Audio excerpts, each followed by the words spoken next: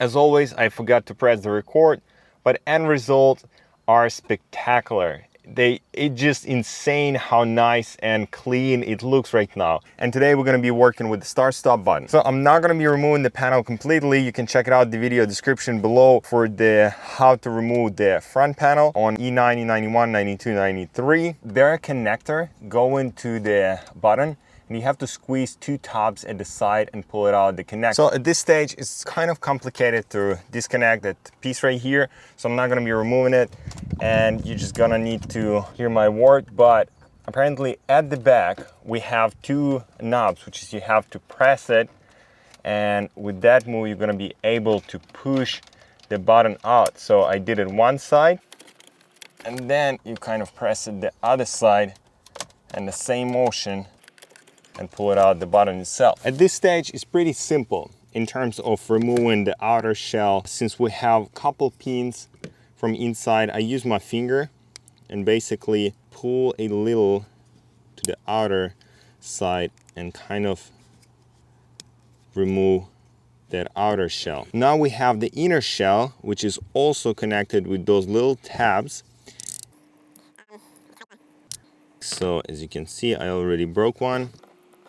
That should be just fine as far as we're gonna put some paint on it. How do you remove that type of aluminum paint? It's kind of pain in butt, but if it starts disintegrating, it's gonna be easier. So what I did here, as far as that silver foil, whatever paint was on the top, I used the razor blade and start cutting the inner piece right here, because it's not going to be that visible in terms of that other piece going to be sitting inside. Yes, you can buy the sticker for that piece right here, but I didn't find the good one. The only one was carbon fiber. I'm not really big of a fan of the carbon fiber. I'm more like the matte black color guy. But getting back to that piece, you can use the same razor blade and go from the edge to the edge and start peeling all the paint. It's taking a little bit of the time, but eventually you're gonna get it to the point that yellow plastic gonna be visible. So from that portion, I use the 800 grip sandpaper and start rounded up areas that I actually scratch it and make a little damage to it. As far as that piece is pretty smooth, we're getting back to the sand block. There are a little notch or knob that you can actually hold the assembly without tearing apart, because the outer edges is really fragile, so you really don't want it to damage it. For right now, we need to remove the leftover of the paint, and there was a lot. There was one spot that actually started peeling. So you get the flat sand block and start sanding it down. As far as you remove most of the paint, make sure you go inside and do the same motion. As far as you can reach, there's a little edge right here.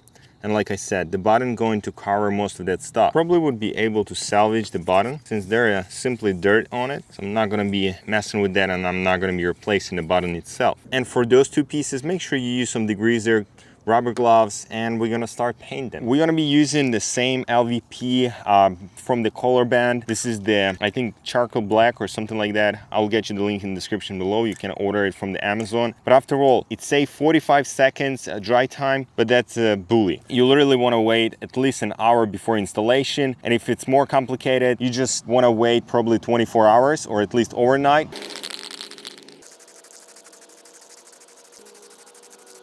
And leave it sit for at least, like I said, 20-25 minutes to make that paint cure. You definitely can do one more layer. I'm not gonna do it to the black piece, which is originally was black piece, but I'm gonna do another layer on that ring. So yeah. End results are spectacular. It's just insane how nice and clean it looks right now. Black on black, I actually liking it more than that silver spot, which is used to be like on one of those knobs right here. So let me know in a comment below what you think about it, and should you paint that, or should you just order the new piece? Because I know this is not going to be expensive part as far as you wanted to order it, or you can pretty much buy the whole button, which is like OEM one, and it should work as good as this one as well. But anyway, guys, I hope you liked the video. You press the thumbs up button if you so, and I'll see you in the next one.